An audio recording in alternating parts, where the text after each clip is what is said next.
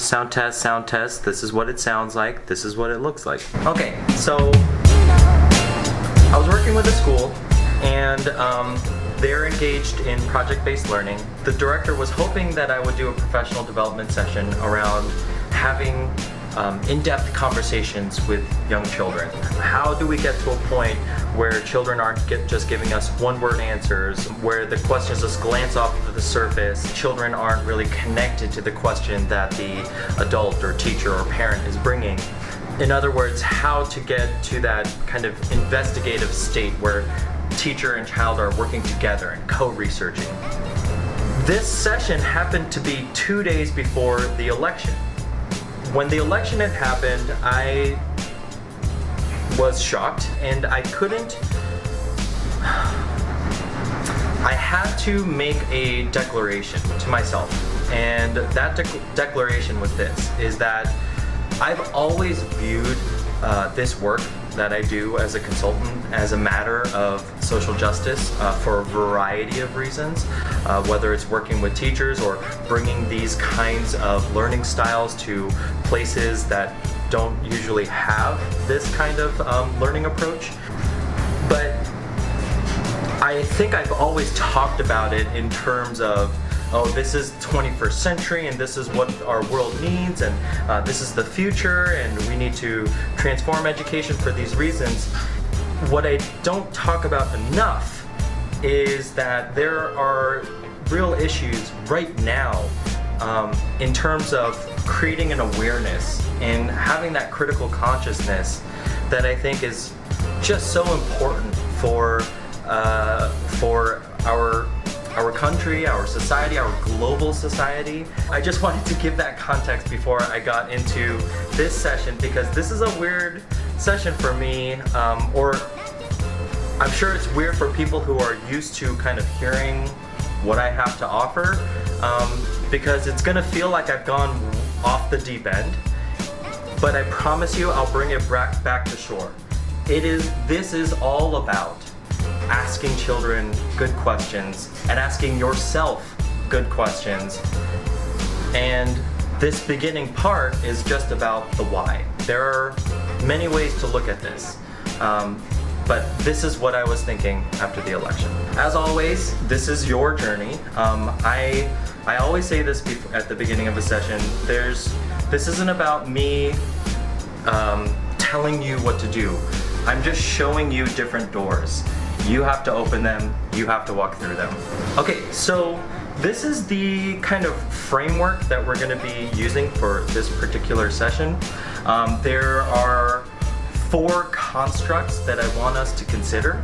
The first is the idea of a critical consciousness, and what does it mean to teach towards a critical consciousness. Then there's this idea of theory building, which is something that I've long talked about, so I'm not going to spend too much time talking about it today, but I'm going to talk about it specifically in regards to how our interactions with children come into play.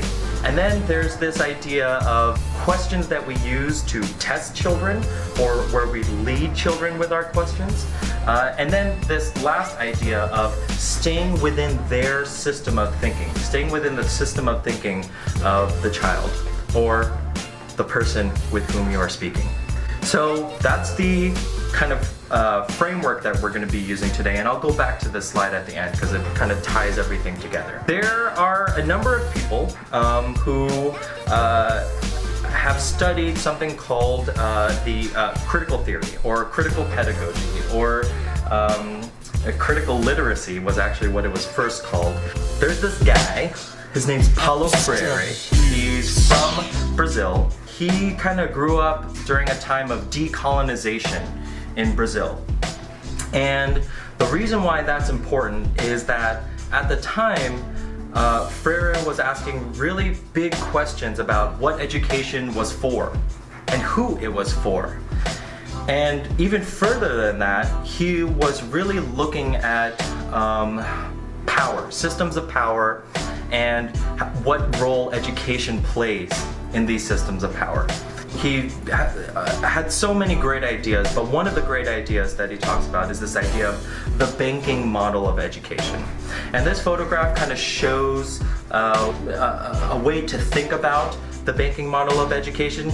It's very likely that you have experienced this type of education. It's the idea that the adult or teacher possesses all the knowledge and the information and deposits it into children. So the child or student is a passive recipient of this knowledge. I like to make the distinction between knowledge and information, and in this particular case, I would call it information. So the teacher's delivering the knowledge or information, and the child is passively receiving it. And so the idea, part of this metaphor, is the idea that children come in empty, right? That they don't possess knowledge, that they don't possess information, and teachers are there to fill it up. So this idea is problematic for a number of reasons. When we look at it through the lens of systems of power, you have to consider who's the banker, right, in this banking model of education, and what are their interests, and what are they trying to convey to people, and how are they trying to convey it. In this banking model of education, it's very likely to see systems that are all about conformity, that get children to be organized in such a way so that all children are kind of doing the same thing at the same time. Again, I've said this before, that system made a lot of sense about 200 years ago, but it just so happens that we keep iterating on that same old model that existed during the Industrial Revolution, and that's what we keep using today. It's problematic for another reason, in that when this is the way that children are learning, there are other things that children learn about themselves that have nothing to do with the content. It's about their processes and their ways of thinking and how they go about solving problems. So in this cartoon, I know cartoons are crude, but a lot of times comedy gets to a deeper truth. So the person who's hiring is saying, so you were educated in the public school system. What does that qualify you to do? And the person who's hoping to get hired says, is that a multiple choice, true, false, or fill in the blank question? And I think what this artist was trying to get at is the idea that children aren't able to think critically, they're not thinking creatively, they're not collaborating, they're passively receiving. It's all about content and subject matter and information and covering a wide breadth of a curriculum, right? And that's the way the Common Core is designed. There's this body of information that teachers and children need to cover. This cartoon here is showing what that style of education is doing, right? So there's the idea then also that when you think about who, right? So let's take the example of Common Core, right? There are people far, far away, many, many miles from where you and I are, who are designing and putting this thing together, right?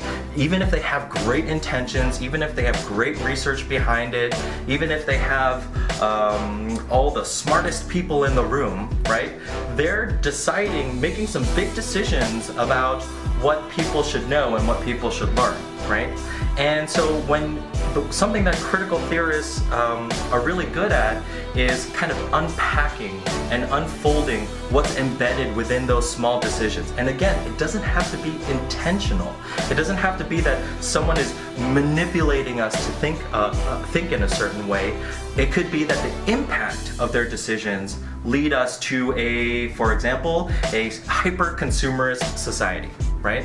Where our desires and our hopes and goals are totally embedded in what we can buy. Or that failure, right? That failure is something to fear, that it's not good to go through failure when there are several educational theorists, educational psychologists who view failure as integral, as amazingly important to the learning process. Another great example is history, right? When we look at history, it's always revisionist. It's always revisionist depending on who's giving it to us, what their context was, and what they believe. And you know, I think for example, in U.S. history, we can look at ourselves as heroes and glorify ourselves and see the magnificence of all the things that we've done. And surely there are some things that I personally see as just some magnificent things that our country has done. But we've also had some terrible moments in our history, some terrible, awful things that our ancestors have done, right?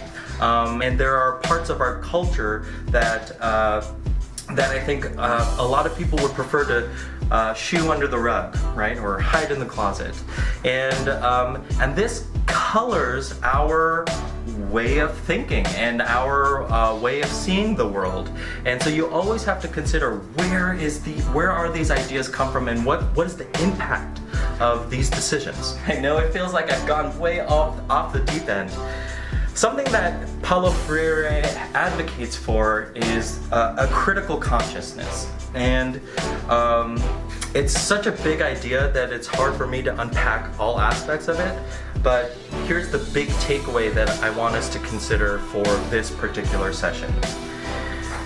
Part of the critical consciousness is getting to a point where we're becoming aware of systems of oppression, right? Of who is being oppressed and who is the oppressor, and in what ways am I both oppressed and the oppressor, right? And I know that sounds like a super liberal, radical idea, but the point of it is that there are invisible forces, right? And I say invisible, but it's because it doesn't have to be explicit, where people in power are oppressing people through their decisions, through their policies, through institutional sort of methods and culture and routines. And so that's what he's leading towards, right? And so what he hopes is that through education we get to a point of critical consciousness. And here's a nice quote that kind of exemplifies his way of thinking about the critical consciousness, which is, washing one's hands of the conflict between the powerful and the powerless means to side with the powerful, not to be neutral. So part of this idea here is that there's no way to kind of not play a role, right? Another big implication of what he's saying here about education is that education is a political act, whether you are intentional about it or not. In fact, what he's kind of proposing to us is that if you're not intentional with it, you are complicit with systems of oppression. You are part of it, right?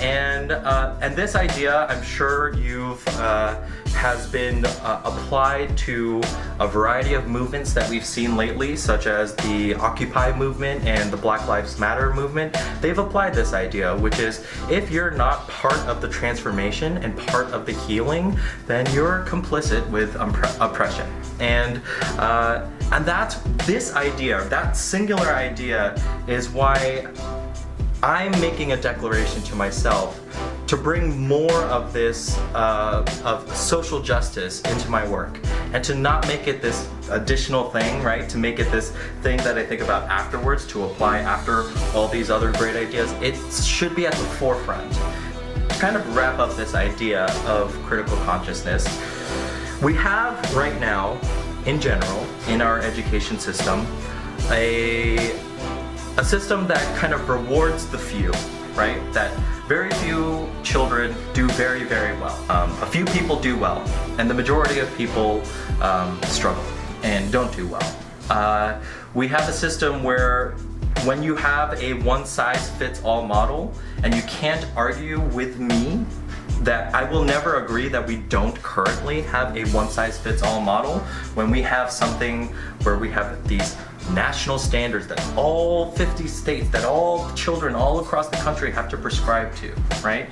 And what do you think is going to happen, right? It's going to work well for a few. It's going to fit very well for a few and not very well for others. This cartoon, this comic is a very popular one. The judge is saying, for a fair selection, everybody has to take the same exam. Please climb that tree. And if you see here, there are a couple animals there that will do extremely well in getting to the top of that tree. Albert Einstein leaves us with this: everybody is a genius, but if you judge a fish by its ability to climb a tree, it will live its whole life believing that it is stupid, right? So this idea that